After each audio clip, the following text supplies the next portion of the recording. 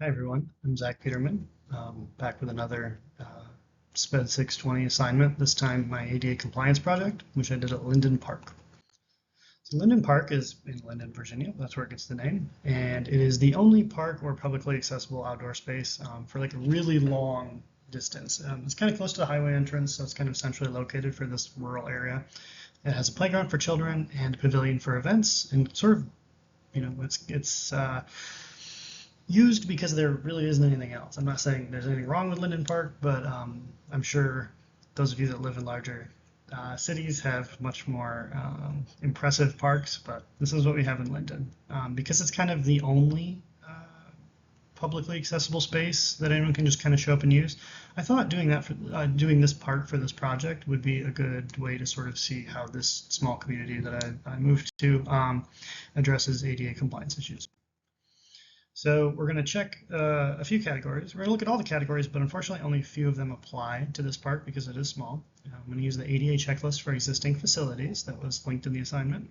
And basically for Linden Park, we're going to be looking at parking, the entrances, the facilities, and all of the paths leading throughout the park for ramps and the slope of ramps and such. There is a portable restroom, which I'll touch on, but I think that's a little bit more complicated to look at with this checklist.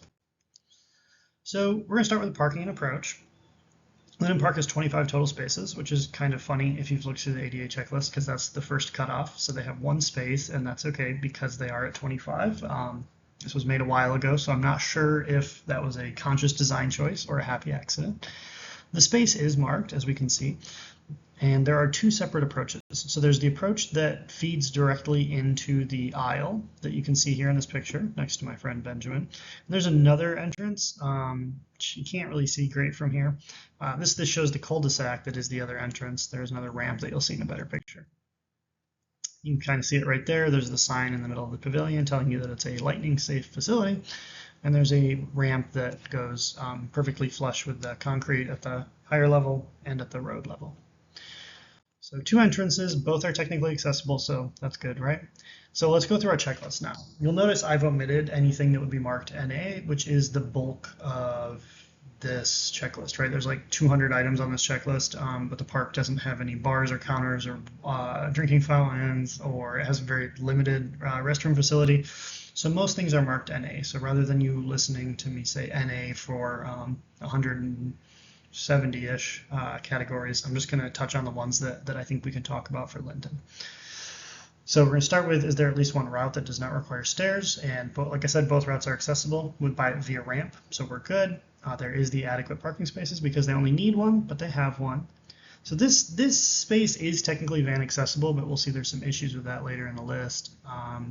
The space is 8 feet wide with a 5-foot aisle. But the van space, right? You could park a van there. It's not 8 feet wide, so it would stretch into the aisle. So either issues with the van size or the aisle size would arise. The good news is that the 98 vertical inches required is met. That's because it's an outdoor parking lot, though. The accessible spaces are marked, as I showed in the picture. Part of the ADA checklist, though, does say, is it marked to discourage parking in them if not needed? And I think that's where we'll see, a $500 fine, like a little sign underneath the main accessibility sign. There is nothing like that. It is marked, but there isn't really anything talking about the penalty if you park there, and it's not required. I think that might be kind of useful in this case because there is only one space. So if someone shows up and needs that accessible space, maybe they have a van. While it's not perfect and it's not technically compliant for a van space, it would function. And if someone took that space, that would lead to some issues. Additionally, it looks like if the van opened only on the passenger side, it would work if you park, but it would be in a non-marked space, so anyone could park there and it could cause some issues. So technically they're following the rules, probably could have done a little bit better. And honestly, just moving the sign from the far right over and adding a lane or something of that nature might solve the problem. So that ramp leading up from the accessible route, from the accessible parking space, it needs to be no steeper than 1 in 14 or 1 in 48. So if it has 48 inches of rise, it needs to only of length, it only needs to rise 1 inch. And we did our best to measure that, my friend Ben and I do believe it is compliant. We need to see if the aisle joins the route, but as you saw, it actually leads directly into the route, so that's good. and the sign is marked, and the bottom of the sign is well over 60 inches above the ground. This is the longest part of the checklist for this park, so we'll go back to another big table, but is the accessible parking space located the closest accessible route? Yes, and it actually is the lowest slope ramp as compared to the two possible routes I discussed. So not only is it the closest to an accessible route, it's the closest to the best accessible route, I would say. Is it stable, firm, and slip resistant? Everything is asphalt or blacktop, and it's in fairly good condition. There isn't any cracking or issues with everything's sinking and not being level. So yes. Is it at least 36 inches wide? Yeah, and it's wider than that. It's around 44, which is good. The route is greater than 200 feet in length and less than 60 inches wide as their passing space. So this is where it gets tricky, and I'm going to show a picture that kind of helps explain this a little bit later in the slide. So there are two routes that could get you either place, but if you parked and you had to get from one route to the other, there's a ledge that's maybe 5 inches tall. Right? That's not accessible. There's no ramp. So you'd have to go all the way around in the park, which is an accessible route, but then we're getting close to 200 feet in length. This feels a little nitpicky because you could go to the second route. That's why I have the yes and the no marked. I think you would just need to have some documentation or maybe a good reason why you needed that lip there.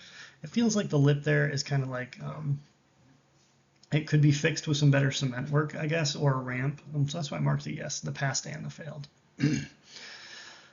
The running slope was a 1 to 20 or the cross slope 1 to 48. Again, we did our best to measure it. It is concrete slabs, just laid down sidewalk, but everything seems to be in order. There are no egregious slopes, which is nice. Everything seems to be pretty level. We actually brought a level. I think I have a picture of that.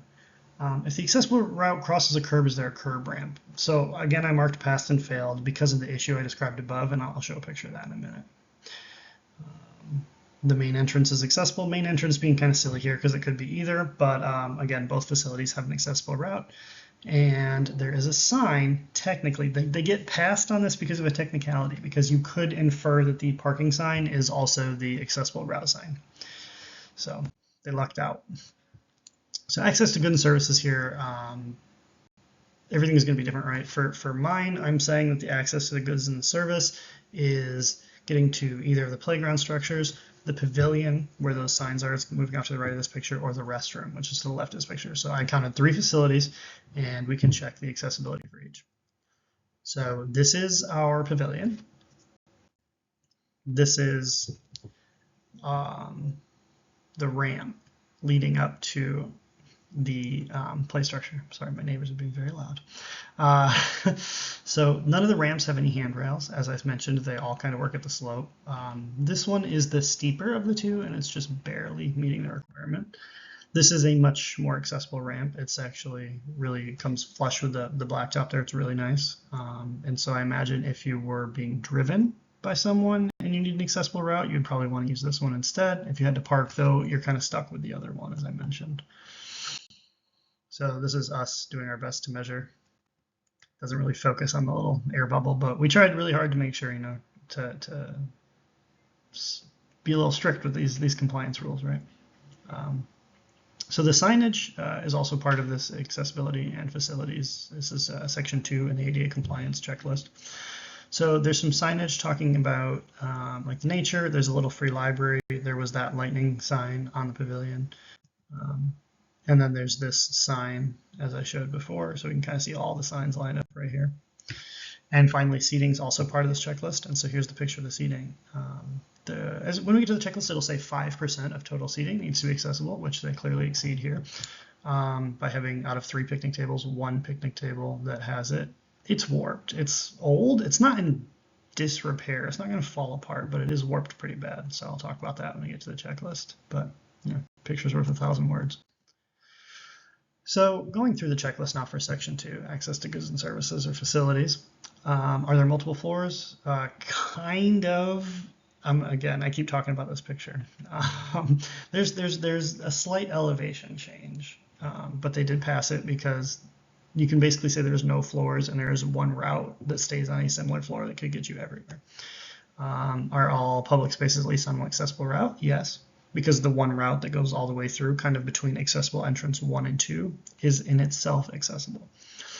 Is the route stable and slip resistant? It's all concrete, so we're good there. Is it at least 36 inches wide? Yes, both slopes are good. And I think that's why they sort of have that curb divider between the two levels, is they didn't want any of those paths to be sloped too much.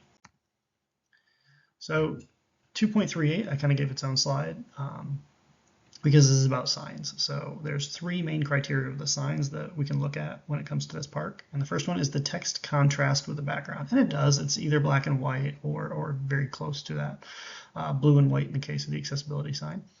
Are there text characters raised? Not on any of the signs, actually. They're all printed flat. And is there Braille? No. So those are kind of the first two times we've sort of failed anything on this checklist for Linden Park. And it has to do with visually impaired accessibility, right?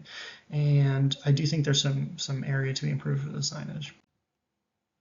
Moving forward, we get to 2.64, which is the accessible seating space. So technically it passes, okay, because it has the route to such seating is wide enough. The height from the floor to the top of the surface falls within the given range. And there is a clear spot at the base of this. Now, I did show you that picture, though, so we got to take this with a grain of salt. Did they pass everything? Yes. Would you want to eat on a table that's sloping downwards because it's kind of in disrepair? Probably not, right? So I do think either that table should be fixed or replaced. I mean, to fit within the spirit of what this is looking for, even if it technically passes each checklist. Finally, we come to the restroom, which is probably the least exciting or impressive part of this little park. But I think it's important, because this single portable restroom is the only public bathroom I can think of for, 20 miles. I'm not even joking. I couldn't tell you where the nearest rest stop is. And like I said, this is very close to the highway entrance. This probably gets more use than any other part of the park, right? But I measured it. Here I am measuring it. And we quickly found that it's not even close, right? So if you go through the checklist, it's not accessible at all. There's a lip coming up from the curb. The door is 5 inches too short at its base. And when you open it, it actually, that 27 inches actually gets smaller down to like 24. So, and nowhere near where it needs to be. There is no signage. The route is actually, it's just, if you saw, it's on the curb of the parking lot, so it's raised up a couple inches. You could not get into it with a wheelchair without serious assistance because of the vertical threshold. The door, so I can't measure if it's 5 pounds of force, but if you've ever used like a portable restroom like this that's not frequently used, those springs can be really hard. And so the thought of trying to navigate that lip, that threshold, shortened sized, and trying to open that door, it's not good, right? It's not set up for what it could be. What is the answer to this? Because really this isn't a restroom facility, so should it even be included in this ADA compliance checklist? I think it's useful to look at it and just kind of see that this really wouldn't be cutting it for someone who needs an accessible restroom, but there are portable restrooms that are accessible, right? So you could sort of use the same solution that they've picked and make it a little bit better for everyone. So in summary, I would say that this was really enlightening for me, hopefully for you. I think me, because I'm part of this community, and seeing what works and what doesn't work was interesting. I think on the whole that this park was pretty well designed. I didn't get a great picture of it, but here's the lip right here on the far right side of this picture is sort of separating these two parking lots. If that's the worst thing, plus the portable restroom, I think you're doing pretty good for a small rural park like this. I think I walked into it expecting that there'd be more compliance issues. Everything that's kind of, as iffy on the checklist is something that could be improved with future renovations. Something as simple as repainting the parking lines, just kind of stretch out that space to make it van accessible. That's cheap and easy, right? Those lines will have to be painted again at some point. So that's an easy fix that may have just been overlooked, or maybe when this was built, the requirements were different, right? Either building a ramp or marking that curb lip would be good, fixing the picnic table, and then maybe changing your restroom providers. I'm sure they're on some limited term contract, right? Because it's providing to a government. So maybe when that contract's up, just ask the provider, say, hey, do you have an accessible restroom? And if not, maybe look for a different provider. What was it? The last one was signage. There is no braille or raised lettering. again, the signs don't last forever. That might be something that you could revisit down the road. All in all, I was pretty impressed with this tiny little park that we're all really proud of and happy with. And it looks like they definitely had accessibility in mind when they built and designed it. And that's pretty awesome, right? So hopefully you enjoyed my presentation.